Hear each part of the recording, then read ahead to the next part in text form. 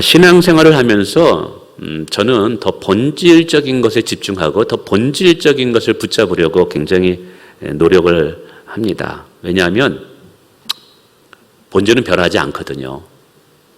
본질은 실체가 되거든요. 본질은 모든 신앙의 근간을 이루는 기초가 되거든요. 어떠한 집도 기초가 튼튼해야 되지 흔들리지 않고 요동하지 않을 수 있습니다.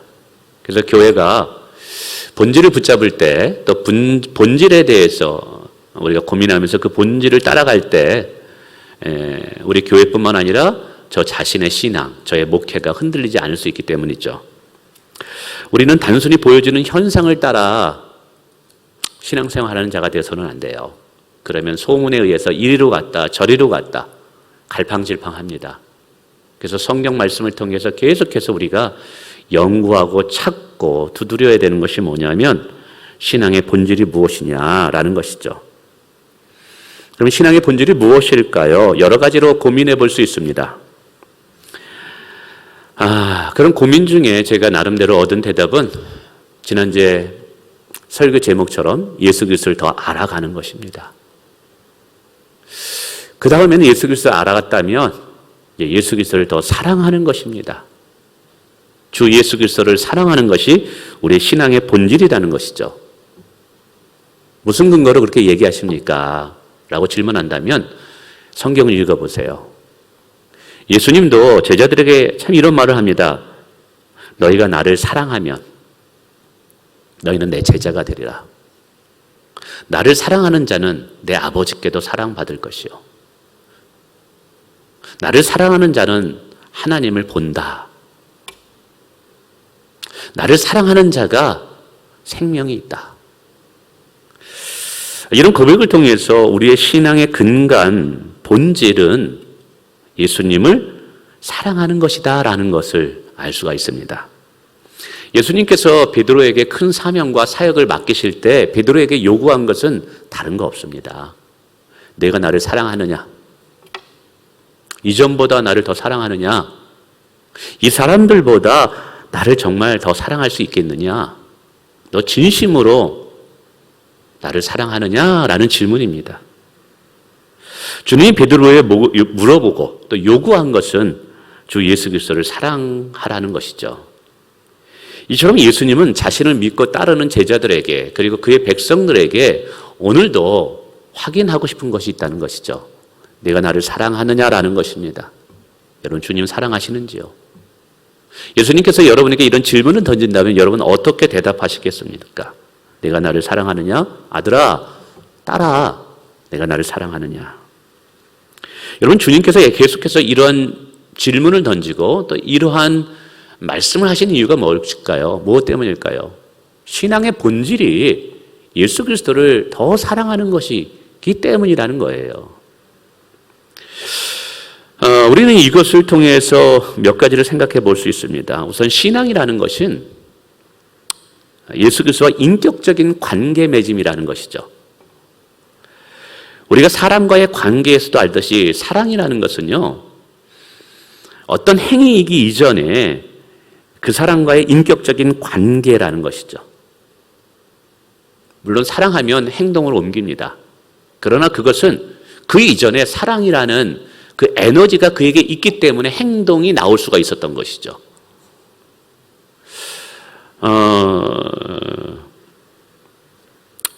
그래서 주님과의 인격적인 교제, 사랑의 교제가 신앙에서 가장 우선순위가 되어야 된다는 거예요. 물론 우리가 무엇을 행하느냐, 사역을 하고 봉사를 하고 전도를 하고 기도를 하고 말씀을 보는 것 이런 것 중요합니다. 그러나 이러한 경건의 시간을 가지는 것, 주의 교회를 위해서 사역하고 봉사하는 것은 예수 그리스도를 사랑하는 것에 대한 자발적인 헌신과 수고가 돼야 되는 것이지, 여러분 우리의 신앙의 어떤 포커스를 무언가를 행하는 것에 먼저 두면 안 돼요. 내가 뭘 해야 되겠다 보다 더 중요한 것이 있습니다. 그것은 예수님과 나와의 1대1의 인격적인 관계가 어떠하냐에 초점을 맞춰야 되는 거예요. 바로 그것이 사랑의 관계여야 된다는 거예요.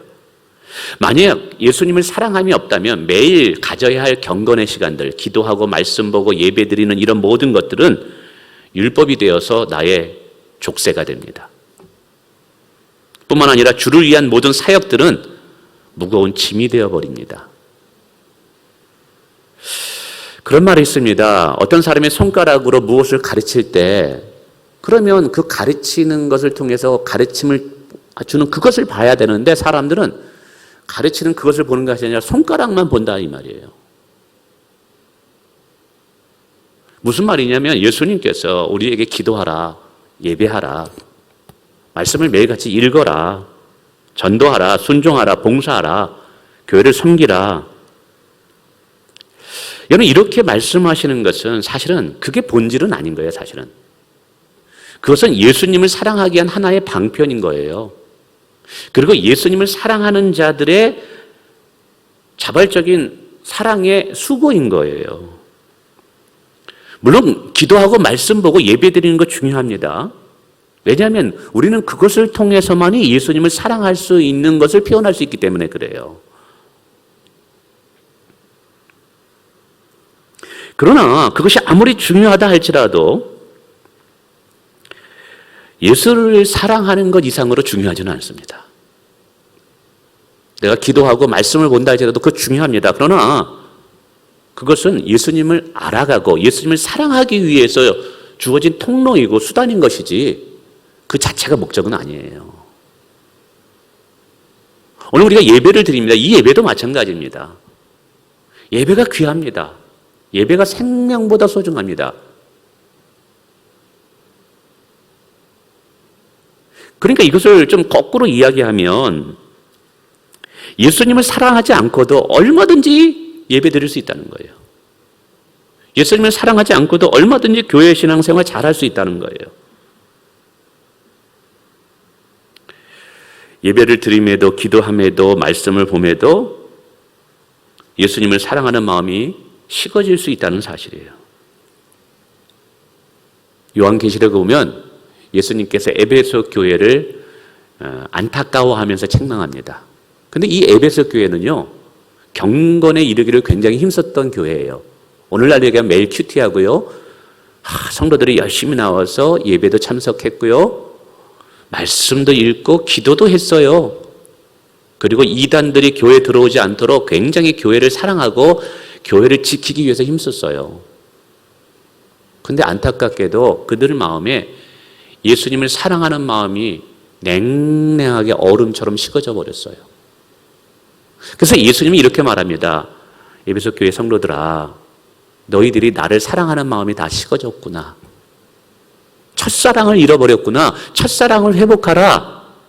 그러면서 이렇게 얘기하죠. 너희가 나를 사랑하는 것을 회복하지 않으면 촛대를 옮겨버리리라. 이 촛대는 성령님을 상징합니다. 여러분, 교회에 성령님이 임하지 않으면 무슨 능력이 나타나고 어떤 응답이 일어나고 성도들의 삶의 풍요와 부유함을 어떻게 누릴 수 있겠어요? 그 모든 역할을 성령님이 하는데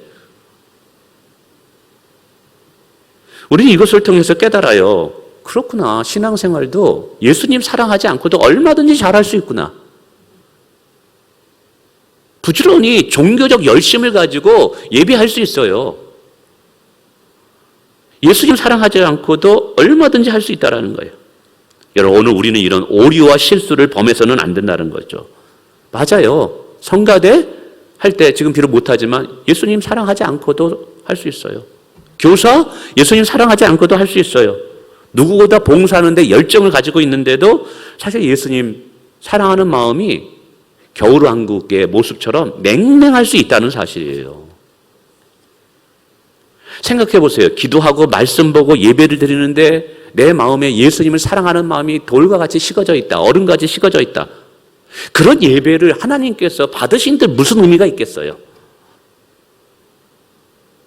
그런 경건의 시간이 과연 그 사람의 본질을 변화시킬 수 있을까요? 안 되는 거예요. 우리는 예배에 참석하면서 매번 호흡할 때마다 우리 자신의 심장을 들여다보면서 과연 내 심장이 예수님을 사랑함에 뛰고 있는가를 점검해 볼 수 있어야 됩니다. 나는 예수님을 정말 사랑하는가? 원목사, 너 주님 사랑해? 주님이 물으실 때 나 뭐라고 대답하지? 나 자신을 생각하면서 주님, 정말 주님 사랑합니다. 제가 목회하는 이유도, 제가 선교하는 이유도 단 이유 주님 사랑하기 때문입니다. 라고 말할 수 있는가?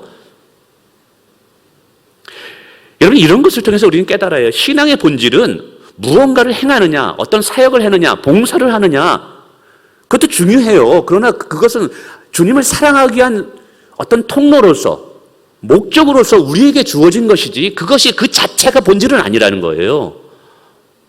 신앙의 근본적인 본질은 뭐냐면 주 예수 그리스도를 사랑하는 거예요.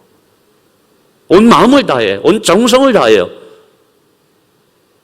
우리의 마음을 하나님께 드림으로 주 예수 그리스도를 더 사랑하는 거예요. 어제보다 오늘 사랑하고 오늘보다 내일 주님을 더 사랑하는 것. 오늘 주님이 우리에게 원하는 것은 이거라는 거예요.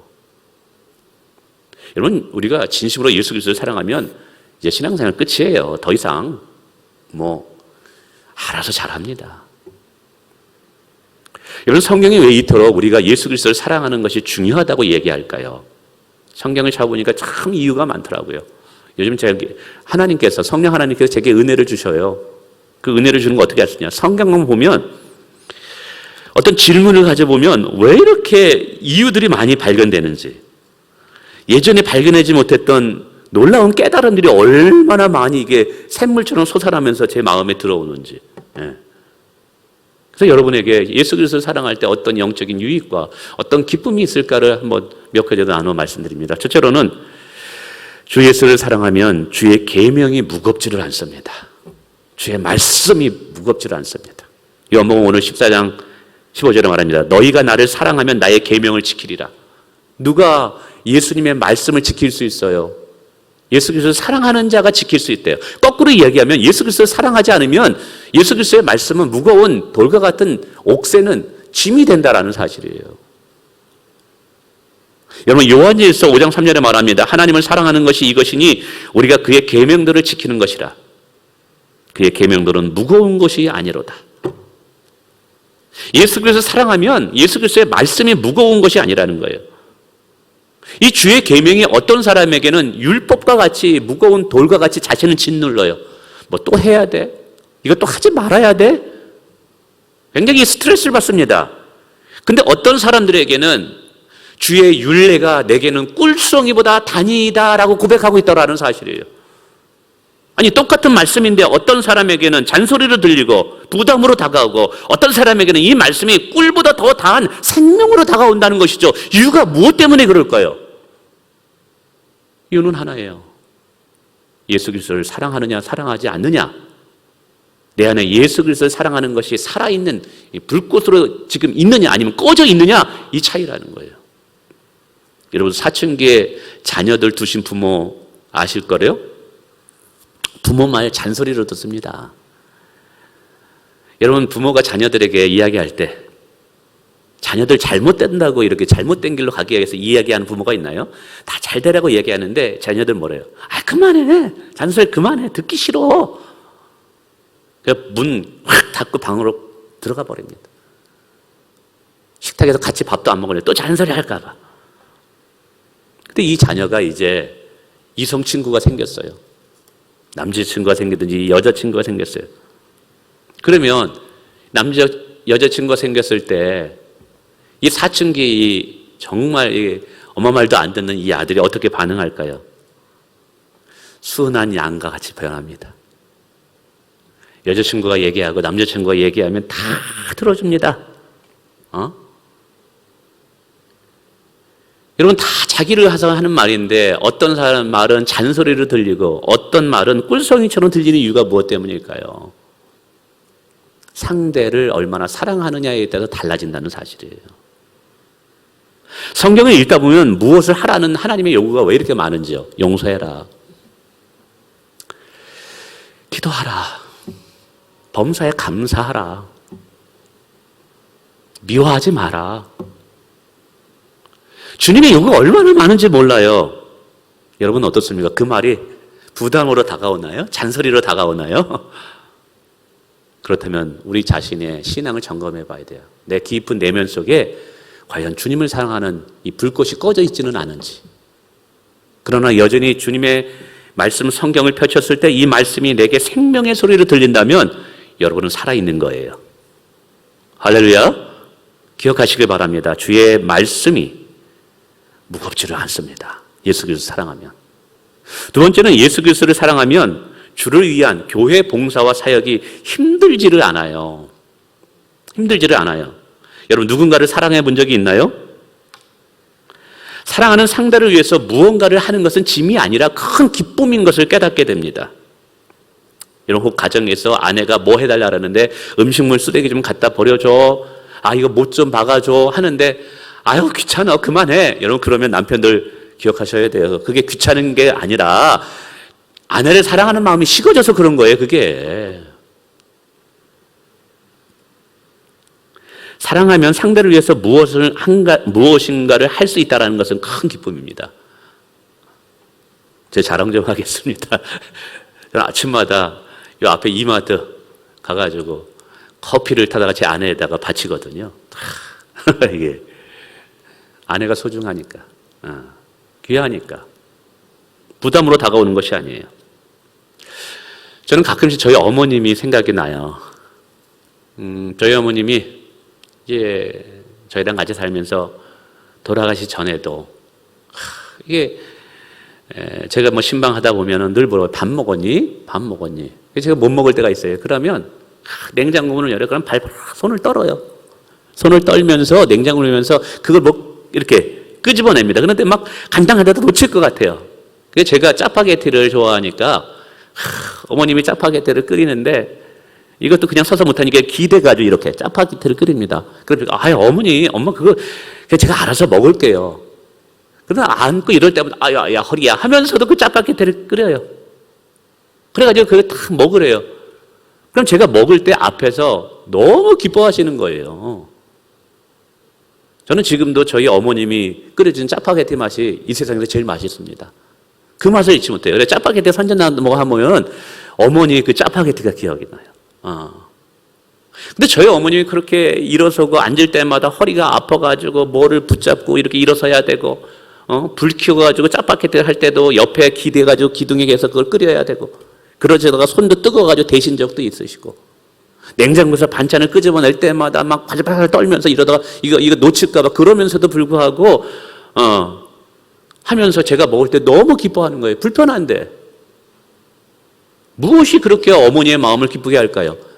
아들을 사랑하니까. 자기의 몸이 그렇게 불편함에도 불구하고 아들을 사랑하니까 아들을 향한 수고가 전혀 버거운 게 아닌 거예요. 그러니까 어머니는 늘 묻죠. 밥 먹었냐? 밥 먹었냐? 아니 그 소리가 맨 처음에는 굉장히 듣기가 그랬어요. 이제 그만 잘 먹고 살아요. 어머니 걱정하지 마세요. 그래도 또 와도 또 밥 먹어. 근데 요즘 제가 제 아들, 딸 이렇게 전화할 때마다 첫 번째 하는 말이 밥 먹었냐? 제가 질문해요. 밥 먹었냐? 종서야 밥 먹었어? 종이야 밥은 잘 먹고 있는 거야? 근데 이제 지금 깨달아요. 예전에는 어머님이 나보고 밥 먹었냐 물어봤는데 그 말은 내가 진짜 밥 먹었냐라는 말이 아니라 잘 있냐? 건강하냐? 너 사랑한다? 이런 말이에요 이게. 여러분 누군가를 사랑하면 그 사람을 위해서 봉사하고 사역하는 것은 족쇄가 아니에요. 무거운 짐이 아니에요. 기쁨이 된다는 사실이에요. 예전에 참 마음이 아픈 적이 있었어요. 지금도 그게 기도하고 있고 청년을 위해서 어떤 일 때문에 어떤 교회 봉사를 부탁했어요. 그랬더니 돌아오는 말이 목사님 목회를 위해서 저희를 이용하지 마세요. 이 교회를 위해서 저희를 도구로 사용하지 마세요. 그 말을 때 또 저렇게도 생각할 수 있구나. 저는 한 번도 제가 교회를 위해서 사역하고 봉사할 때 그런 생각을 해본 적이 없거든요. 내가 주님을 사랑하니까 내가 주님을 위해서 쓰임받는 자체가 너무 기쁜 거예요. 오히려 그 다음에 교사를 해야 되는데 교사하지 말라고 할까 봐 걱정인 거예요. 내가 교사하고 싶거든요. 교회를 사랑하고 주님을 사랑하니까 뭐 하지 말라 이게 더 걱정인 거예요. 남들은 올해까지만 하겠습니다. 이게 아니라 너 그만하십시오. 이거 할까 봐. 왜냐면 내가 주님을 사랑하니까 너무 이게 기쁜 거예요. 그러다 보니까 그런 고민을 하고 그런 말을 하는 청년들을 제가 이해를 못했어요. 그게 제가 많은 충격을 받았죠. 왜 그럴까? 어떤 사람은 사역하는 것이 큰 기쁨이고 만족이고 내가 이렇게 쓰임받는 것 이것만큼 귀한 것이 없는데 어떤 사람에게는 왜 목사님 목회를 위해서 이 교회를 위해서 내가 수단을처럼 내가 이용당하고 있는 것처럼 느껴질까? 가만히 생각해서 그 원인을 추구하니까 하나의 도달점에 도착했어요. 그것은 예수 그리스도를 향한 사랑이 불꽃이 꺼져 있느냐 살아있느냐의 차이였다는 것이죠. 여러분 예수 그리스도를 정말 사랑하게 된다면 주를 위한 교회를 위한 사역과 봉사가 여러분 힘이 들지 않아요. 오히려 내가 쓰임받는 낫다는 거 얼마나 감사한지 몰라요. 근데 생각해 보세요. 내가 봉사를 이러한 마음으로 하게 된다. 교회 사역을 이렇게 한다면 교회 생활이 얼마나 즐거울까요? 내 사역이 얼마나 귀하다고 느껴질까요? 그래서 이렇게 봉사하고 사역하고 기쁨으로 할 때 하늘에서 이 모습을 보시는 우리 아버지께서 그렇게 봉사하는 자들에게 어떻게 대하실까요? 은혜와 축복을 주시지 않겠어요? 그래서 예수 그리스도를 사랑하면서 이 교회를 섬길 때 내 안에 기쁨으로 섬기니까 그 모습이 하나님 보시기에는 감동이 되는 거예요. 하나님의 마음을 움직이는 거예요. 그리고 그러한 자가 하나님께 쓰임받고 축복받는 인생이 되더라는 거예요. 우리가 예수 그리스도를 더 사랑하기를 원합니다. 아멘. 여러분 예수 그리스도를 사랑하면 인내와 견디는 힘을 얻게 되더라고요. 요즘 젊은 엄마들이 정말 대단합니다. 제가 요즘 아버지들과 젊은 아빠들과 주일날 며칠 동안 방학 쉬고 있지만 지난 전반기 동안 주일 저녁 9시 반에 진짜 젊은 아버지들과 함께 어떻게 하면 건강한 가정을 세우고 행복한 가정을 그리스도 안의 가정을 세워가 될 거냐를 같이 이제 한 8명이 토론하면서 그걸 함께 나누고 있습니다. 그러기 위해서는 좋은 아빠가 되는 것이 너무 중요하구나. 좋은 아내가 되는 것이 좋은 아빠가 되는 것이 중요하구나. 좋은 남편이 되는 것이 중요하구나라는 걸 깨달았어요. 그래서 지금 하는 프로젝트가 좋은 남편 되기 프로젝트예요. 그래서 아내에게 수고했다, 고맙다, 사랑한다는 말을 하고 아내들의 수고에 조금이라도 동참하게 하고 그리고 아내들과 대화하는 시간을 반드시 갖게 하고 근데 그런 이야기를 나누면서 우리 젊은 엄마들이 정말 수고하는구나. 가만히 보니까 아침에 일찍 출근해가지고 저녁 9시, 10시에 퇴근해요. 그럼 또 아이를 안고 육아를 해야 되는 거예요. 그리고 애가 아프거나 또 감기에 걸려가지고 열이 나면 그 아이, 보채는 아이 가슴에 품고 밤새도록 또 잠을 자지 못하고 깨랑 씨름하는 거예요.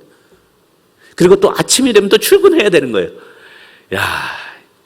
저는 종소와 종애를 할머니들이 다 키워가지고 저런 고생을 안 해봤는데 이거 만만치 않구나. 그러면서 제가 목회하면서 육아 문제를 어떻게 교회에서 섬기고 육아 문제에 대해서 어떻게 교회가 어떻게 좀 공감을 하면서 우리 젊은 세대 부모들을 좀 이렇게 조금이라도 도움이 될 수 있는 게 뭐냐. 제가 목회에 대한 생각을 바꿨어요 이제 이거를. 그러면서 엄마들 대단하다. 우리 아이 엄마들에게 응원합니다. 대단하십니다. 그때 생각해봤어요. 그 열이 나가지고 지금 막 칭얼대는 애를 갖다가 막 품고 막 1시간, 2시간 끝까지 인내하면서 걔를 붙잡고 이렇게 하는 거. 근데 여러분 그 아이가 뭐 1, 2kg도 아니잖아요. 근데 돌을 안고 그렇게 보낸다고 생각해보세요. 여러분 그거 못해요. 우리 이제 사랑의 어머니들 또 하저 안고 계속 왔다가 애 때문에 같이 예배 드리는데 그 무거운 애 이거 돌을 안고 다닌다고 생각해 못해요. 그러면서 끝까지 견디고 인내할 수 있는 힘이 뭐냐면 사랑이라는 거예요. 사랑은 인내하게 하는 힘이 있어요. 견딜 수 있는 힘이 있어요. 여러분 성도가 고난 속에서 고통 속에서 그래도 인내하고 견디고 오래 참을 수 있는 그 영적인 에너지가 어디서 나올까요? 예수님을 사랑하는 것에서 나오는 거예요. 뿐만 아니라 예수님을 사랑하면 예수님의 재림의 신앙과 천국을 소망하는 삶을 가질 수 있다는 사실입니다. 여러분 사랑하면 만나고 싶습니다. 사랑하면 함께하고 싶습니다. 이게 본질이에요. 알다시피 저희 두 자녀가 포항에서 학교를 다닙니다. 그래서 저는 방학이 굉장히 기다려집니다. 가족 카톡방에도 얘들아 언제 오냐. 이번에는 또 계절학기 때문에 제대로 여기에 오질 못해가지고 굉장히 아이들이 보고 싶었어요. 근데 어제 이제 종서가 올라왔습니다. 이제 너무 반갑더라고요. 얼굴도 너무 보고 싶었는데. 종에는 아직도 이제 수업이 진행되고 있기 때문에 못 와요. 다음 주에 이제 올라올 텐데. 정말 이게 사랑하니까 보고 싶어요. 가족이니까. 근데 사실 애들이 올라오면 불편한 게 더 많습니다. 빨래는 왜 이렇게 많이 늘어나는지. 거기다 이제 원종회까지 올라오면요. 머리카락은 왜 이렇게 많이 흘리는지. 온 바닥에 머리카락에. 그래가지고 제가 청소하거든요. 그러면 이거 끈끈이 있죠. 돌리는 거. 걔 따라다니면서 이제 머리카락 합니다. 거기다가 또 이제 제 딸 흉을 보면 이제 오면 옷을 갖다가 이 옷걸이에 걸어놔야 되는데 참 우리 은주자매가 반주를 이제 지난달까지 하고요. 8월 달부터 공식적으로 우리 유수빈 자매가 우리 성가대 반주를 하게 됨을 공포합니다. 제가 아까 그 광고 까먹었어요. 근데 수빈 자매 이제 어떻게 옷 같은 거 잘 정리하나? 집에 있으면? 잘 안 해나? 아직 이게 여러분 뱀 아세요? 뱀? 뱀이 착 할 때 허물을 쫙 벗고 이렇게 싹 빠져나가면 허물이 그렇게 있잖아요. 얘가 싹 벗고 그러면 옷이 뭐 그래가지고 도대체 어디 발을 앉을 데가 없어요. 조그만 방 안에 우리는 이 방이자 거실이거든요. 이게 거실이 없다 보니까 방과 거실을 같이 써요. 그래가지고 잔소리를 좀 했어요. 처음에는 아빠 이거 내 방인데 내가 좀 근데 그렇게 같이 쓰거든요. 공간이 적다 보니까. 근데 이제 그게 자꾸만 애한테 안 좋을 것 같아서 이제 잔소리를 안 합니다. 그러면 그냥 쫓아다니면서 또 이게 애 가면 또 옷걸이에 다 걸어놓는 할 일이 많아요. 그냥 많아요. 그럴 때 그런 생각 들어요. 올 때도 참 기뻐요. 아이들 보니까. 갈 때 더 기쁜 것 같은 느낌이 드는 거 있죠. 이게. 그런데도 애들이 보고 싶어요. 함께 하고 싶어요. 올해도 뭐 많지는 않지만 여름에 1박 2일에도 우리 같이 가족여행 떠나자. 왜 그럴까요? 사랑하기 때문에 그래요. 제가 이 말씀을 드리는 정말 예수님을 사랑하는 것이 우리의 마음에 있으면요. 예수님의 다시 오심을 기다린다는 사실이죠. 천국을 소망하는 삶을 살 수 있다는 것이죠. 제가 이번에 이제 세례교육을 하면서 어느 분과 이제 상담을 하고 문답을 하는데 그런 말 하더라고요. 지금 자기는 걱정거리가 하나도 없대요. 그런데 천국 가면 굉장히 지루할 것 같다는 거예요. 그 말을 듣는데 이걸 어떻게 설명해야 되는지 천국 가면 굉장히 보울링하다. 이게 지루할 거라는 게 나이 드신 분인데 이거 봐라. 이거 어떻게 해야 되지? 이거 고민을 그럴 수 있겠구나. 이 세상에 살면서 뭐 먹는 거 입는 거 걱정 안 하지. 뭐 더 이상 뭐 건강해지고 아무런 걱정이 없으니까 거기다 뭐 구경하고 싶은 거 다 하지. 너무 좋으니까 굳이 뭐 천국 가야 될 필요가 있나? 천국 가면 굉장히 이런 것도 못하니까 재미없고 지루할 것이다 라고 이제 생각하는 거예요. 그럴 수 있겠구나. 근데 왜 천국이냐? 지옥은 가기 싫으니까 이제 천국 가는 거죠. 근데 생각해 보세요. 천국을 가야 하는 이유가 죽어서 어차피 갈 곳은 두 곳이란 말이에요. 지옥이든지 천국이든지. 근데 지옥은 가기 싫으니까 어쩔 수 없이 내가 천국을 가야 되겠다. 여러분 이렇게 천국을 소망하면 얼마나 불행합니까? 오늘 우리가 예수님의 재림을 기대하고 천국을 소망하는 이유가 뭐예요? 물론 천국에는 눈물도 슬픔도 고통도 이별도 없어요. 늙는 것도 없어요. 영원한 안식과 평안입니다. 그러나 그 모든 것이 있다 할지라도 내가 사랑하는 예수님이 그곳에 계시지 않는다면 그것이 우리에게 무슨 의미가 있겠느냐 이 말이에요. 우리 딸이 뭐 힘들고 지칠 때마다 2박 3일로 서울에 올라옵니다. 진짜 힘들 때. 완전 이 수업하다 번아웃 되고 뭐 탈진이 될 때 집에 올라옵니다. 집에 와가지고 그냥 집순이처럼 완전 퍼져가지고 있습니다. 근데 집에 와서 탁 이 충전을 받고 다시 내려가서 또 공부를 해요. 근데 이 집이 왜 좋을까요? 이 공간 별로 넓지도 않는 이유는 사랑하는 가족이 있기 때문에 그런 거예요. 나를 아끼고 사랑하고 모든 것을 받아들이고 용납하는 엄마 아빠가 있기 때문에 여기에서 자기는 쉼을 누리는 거예요. 여러분 우리가 천국이 되는 이유는 그곳에 나보다 나를 사랑하시는 그리고 내가 정말 사랑하는 예수님이 거기 계시기 때문에 그런 거예요. 죽으면 지옥은 가기 싫어. 그러니까 지옥 대신에 대안으로 천국을 선택하는 것, 여러분 그래서 천국 가는 게 아니에요. 이것은 마치 이런 거죠. 이 여자가 마음에 안 들어. 그러니까 나는 저 여자랑 결혼할래. 이거가 똑같은 거예요. 그런 인생, 그런 결혼이면 여러분 이건 안 되는 거잖아요. 그래서 정말 우리가 예수님을 사랑하는 것이 너무 중요한 이유가 이거예요. 예수님을 사랑할 때 우리는 예수님의 다시 오심의 재림의 신앙을 가질 수 있고 우리가 천국을 소망하는 삶을 살게 되는 줄 믿습니다. 뿐만이 아니죠. 여러분 예수님을 정말 사랑할 때 다른 사람을 진심으로 용서할 수 있다는 거 아십니까? 다른 사람을 용서할 수 있는 힘이 어디서 나오나요? 누군가로부터 사랑을 받을 때 그 사랑이 내 안에 용서하는 힘을 만들어내는 거예요. 예전에 그 청년 다니엘에서 어느 목사님이 그런 얘기를 하는 걸 들었어요. 참 동감을 했어요. 요즘 많은 청년들이 여기저기서 상처를 받으니까 그 상처가 자신의 정체성이 되는 거예요. 직장에서 상처를 받고 친구에게 상처를 받고 가정에서 상처를 받아서 나는 상처받았어, 나는 상처받았어. 그런데 이 말이 굉장히 권세가 있다 보니까 자기 심령에 나는 상처받은 사람이라고 스스로를 만들어버렸어요. 근데 여러분 아십니까? 내 안에 상처가 치유되지 않으면 누군가를 용서할 수 없어요. 내 안에 상처가 치료되지 않으면 누군가를 품을 수가 없다는 사실을 아십니까? 여러분 누군가를 품을 수 있고 사랑할 수 있고 기다려줄 수 있고 인내할 수 있고 실수와 잘못을 웃음으로 넘겨줄 수 있는 이유는 내 안에 사랑할 수 있는 사랑의 에너지가 있어야만 가능하다는 사실이에요. 우리가 예수 그리스도를 사랑하는 것이 중요한 이유는 그 예수 그리스도가 나를 사랑하는 그것이 내 안에 누군가를 용서할 수 있는 영적인 에너지가 될 수 있기 때문에 그렇다는 사실이에요.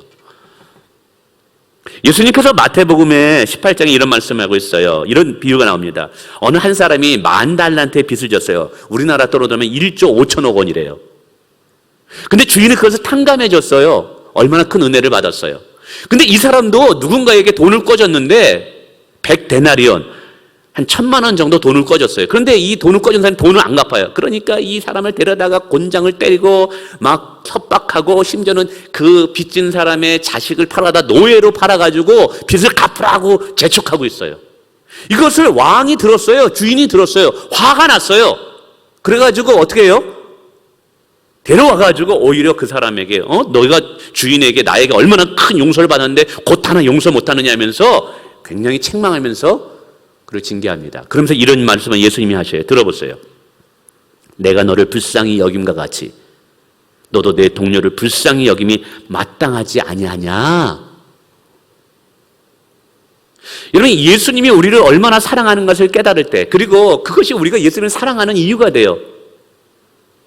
예수님을 사랑하는 그 영적인 에너지가 내 안에 있을 때 비로소 누군가를 불쌍히 여길 수 있는 사람이 된다는 거예요. 이 말은 여러분 내 힘과 내 능력으로 사람들을 용서하는 것은 한계가 있다는 거예요. 그래서 예수 그리스도를 사랑하는 것이 너무 중요하다는 사실입니다. 여러분 우리의 마음은요 언제 평안하냐면 화목할 때 평안하다는 거 아십니까? 예수님을 사랑할 때 우리는 하나님과 화목된 것을 계속해서 누릴 수 있고 그 사랑을 통해서 누군가를 용서하면 내 이웃과도 화목한 관계를 누리게 되는 거예요. 그럴 때 어디에서 잠을 자든지 평안할 수가 있는 거예요. 그래서 누군가 여러분 예수님을 사랑할 때 이것은 곧 우리의 영혼의 큰 기쁨이 되고 여러분 우리의 삶의 질을 다르게 만들 수 있다는 사실입니다. 여러분 누군가를 사랑해 보세요. 얼굴의 표정이 달라집니다. 묻죠. 너 누구 사랑하나 보다. 너 누구 좋아하나 보다. 사랑하는 사람들 얼굴 본 적 있나요? 얼굴의 표정이 달라져요. 링컨 대통령이 그런 말을 했다 그러죠. 사람은 40세가 넘은 후에 자기 얼굴에 대해서 책임을 져야 된다고. 늘 안에 미움과 다툼과 시기심과 질투들이 가득하는 그것이 얼굴의 표정에서 나타난다는 거예요. 그런데 정말 내 안에 사랑이 가득할 때 그것이 얼굴로 나타난다는 것이죠. 여러분 신앙생활할 때 짜증내고 막 얼굴에 주름살 배도 그렇게 신앙생활하는 것이 아니라 천사의 얼굴같이 우리가 신앙생활을 하려면 우리 마음에 예수님을 사랑하는 마음이 충만해야 되는 거예요. 예수님을 사랑하는 것은 단순히 예수님을 사랑하는 것에 끝나는 것이 아니라 우리의 삶의 질을 변화시킬 수 있는 능력이 된다는 사실입니다. 할렐루야. 여러분 다시 말씀드려요. 신앙의 본질은요 예수님을 사랑하는 거예요. 여러분, 이것을 놓치고 그저 종교적 열심만 가지고 한다 그러면 다시 점검하셔야 돼요.